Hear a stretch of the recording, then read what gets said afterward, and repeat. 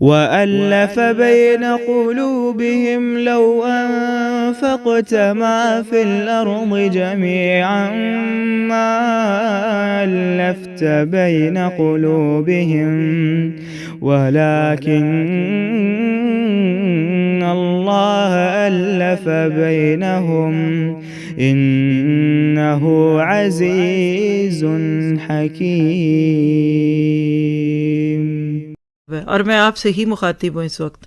آپ میں جو ساتھی اس وقت اپنی ہدایت کی طلب سے یہ پارہ سن رہے ہیں تو آپ کے لیے یہ ہے یہ پارہ. کوئی بات نہیں، معاشرے کا برا اثر ہے، دوستوں کا معاملہ ہے، کچھ بھی ہے وہ آگے ہم دیکھیں گے، لیکن اگر آپ کی آنکھ، آپ کے کان، آپ کی شرمگاہ، آپ کے پرائیویٹ کسی حرام کے مرتکب ہو چکے ہیں، کوئی بات نہیں، اس دعا کو آج سے مانگنا شروع کر دیں. انشاءاللہ آپ اس کی تاثیر دیکھیں گے. دیکھ کے پڑھیے، اردو ترجمے سے پڑھیے، نارویجین ترجمے کے ساتھ پڑھیے، انگلش میں پڑھیے. آپ اس دعا کو مانگتے وقت رو پڑھیں. اس وقت بھی آپ میری بات سنیں تو روئیں، کیونکہ اللہ کا کلام آپ کی زبان، آپ کے کان، آپ کے دل کو پاک کرنے کے لیے بالکل اپنا سارا کچھ دینے کو تیار ہے. اور اس وقت کوئی نہیں روک سکتا آپ کو آپ کی ہدایت سے قریب آنے پہ. مت سوچئے لوگ آپ کے بارے میں کیا کہتے ہیں، مت سوچئے کہ معاشرے میں آپ کا نام کیا ہے، مت سوچئے کہ آپ مشہور کس نام پہ ہیں، اور یہ بھی نہ سوچئے کہ آپ کے فیس بک چینل اور آپ کے یوٹیوب چینل سے کیا جاتا ہے. مت سوچئے کہ لوگ عموماً آپ کو کال کس بات پہ کرتے ہیں. ہر بندہ اپنے اوپر لے کر سوچے آخر قبر میں میں نے تنہا جانا ہے.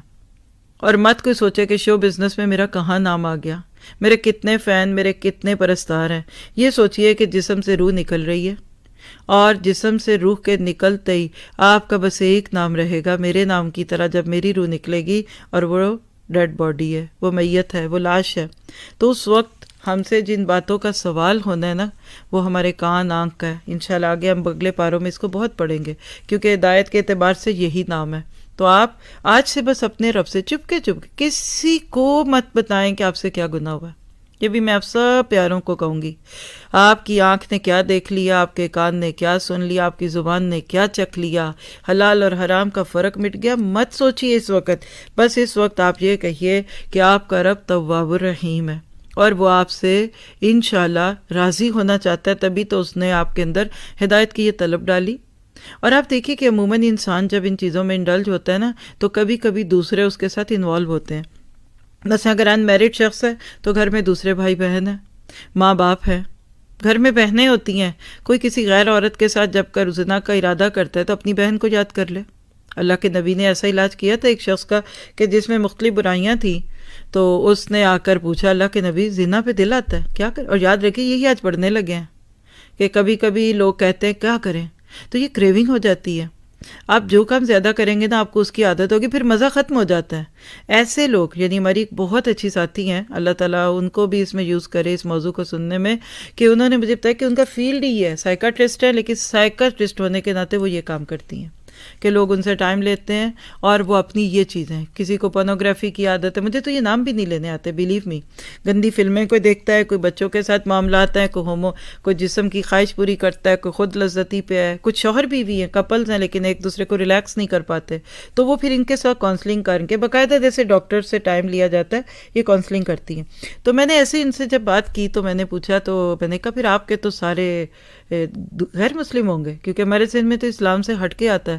تو اس وقت جو ان کی آہ تھی نا، جس نے میرے بھی دل پہ اس چیز کا درد رکھا جو آج میں بول رہی ہوں آپ سے، تو انہوں نے کہا کہ استاذہ اکثریت مسلمز بلکہ اپنے لوگوں کی ہے، کیونکہ ظاہر ہے سیم کلچر کے لوگ ہوں گے، دوسرے بھی ہوں گے جو دوسروں کے پاس جاتے ہوں گے.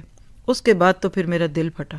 اور ہائیلی ایجوکیٹڈ، پڑھے لکھے اور میڈیکل پروفیشن کے لوگ، میں خود میڈیکل کو اتنی کلوزلی آبزرو کرتی تھی کہ میں کہتی تھی کہ ڈاکٹر جو بن جاتا ہے اس کو ایموشنل کہاں رہتا ہوگا، وہ اتنی دفعہ باڈی کو دیکھ چکا ہے کہ اس کو کسی کو دیکھنے میں کیا کشش ہوگی.